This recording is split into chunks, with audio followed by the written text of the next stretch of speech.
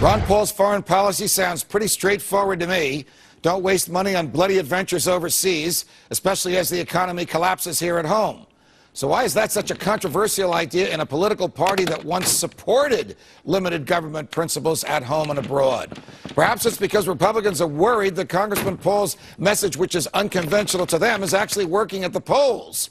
Former CIA operative Michael Scheuer, Freedom Watch regular and author of Osama bin Laden, is here to explain. Michael, it's always a pleasure. Welcome here. So Congressman Paul argues, I think, that our presence in foreign land has agitated Islamic extremists to the point where they want to threaten us and attack us. Who could possibly disagree with that?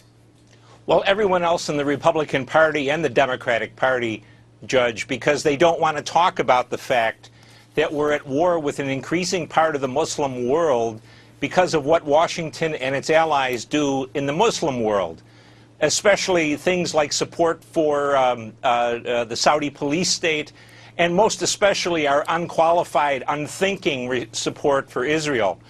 That's what they're getting ready to do, Judge. They're going to try to hang Congressman Paul, just as they did Charles Lindbergh in the run-up to the Second Great War, as an anti-Semite and as being anti-Jewish. And it's just a setup. The Commentary magazine, which has led the attack on Congressman Paul, is the flagship of Israel First in the United States. They don't want to talk about it because they know Americans don't want to have their kids dying in battle because of our support for the Saudis or our support for the Israelis.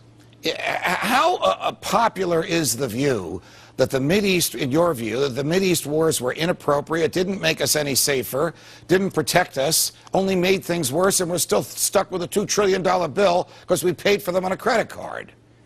Well, I think that's amongst the American people, Judge, it seems to be a growing point of view. When I travel around the country, and I travel a little bit, the younger generation of people, 22, 25 to 40 years old, are very supportive of Dr. Paul's position on this, that we don't need to go overseas looking for wars, and we don't need to fight other people's wars, whether they're the wars of the Saudis or the wars of the Israelis. I think it's something that frightens both parties.